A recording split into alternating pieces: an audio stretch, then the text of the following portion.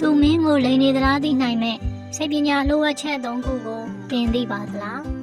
အားလုံးပဲမင်္ဂလာပါအငိမ့် Discovery Channel မှာပြန်လည်ကြိုဆိုပါတယ်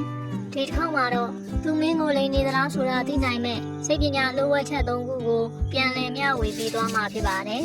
မင်းအချစ်ဆုံးသူဒါမှမဟုတ်မင်းအယုံကြည်ရဆုံးသူကမင်းကိုမျက်နှာသေးနဲ့လိန်နေတာမျိုးကြုံဘူးလား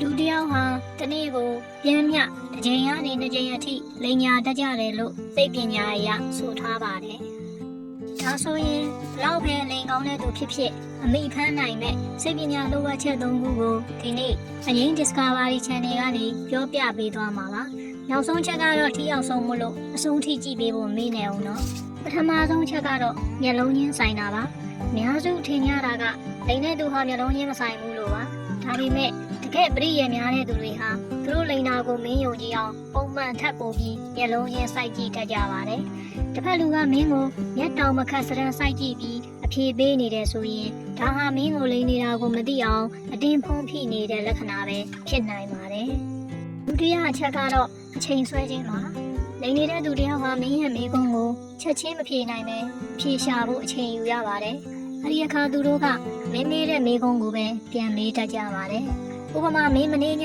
ကဘယ်သွားတာလဲလို့မေးရင်ငါမနေ့ညကဘယ်သွားတာလဲဟုတ်လားဆိုပြီးမိကုံးနဲ့ပြန်ဖြေတာမျိုးပါဒါဟာဖြေမှန်ကိုဖန်တီးဖို့အတွက်စက္ကန့်ပိုင်းလောက်အချိန်ဆွဲလိုက်တာပဲဖြစ်ပါတယ်နောက်ဆုံးနဲ့အရေးကြီးဆုံးချက်ကတော့အသေးစိတ်တွေပို့ထည့်ပြောတာပါ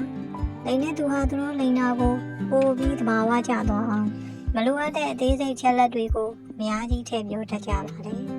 မင်းမမေးတဲ့အကြောင်းအရာတွေနာရီမိနစ်တွေကအစအတင်းရှင်းပြနေပြီဆိုရင်တော့သူတို့ဟာမင်းကိုလှည့်စားဖို့ကြိုးစားနေတာတေချာတော့ရှိနေပါပြီဒီအချက်တွေတွေကမှမင်းရဲ့ပတ်ဝန်းကျင်မှာဘလို့ချက်မျိုးကိုတွေးရဆုံးလဲဒါမှမဟုတ်မင်းကိုဒီလိုမျိုးလိန်ခံရဘူးလား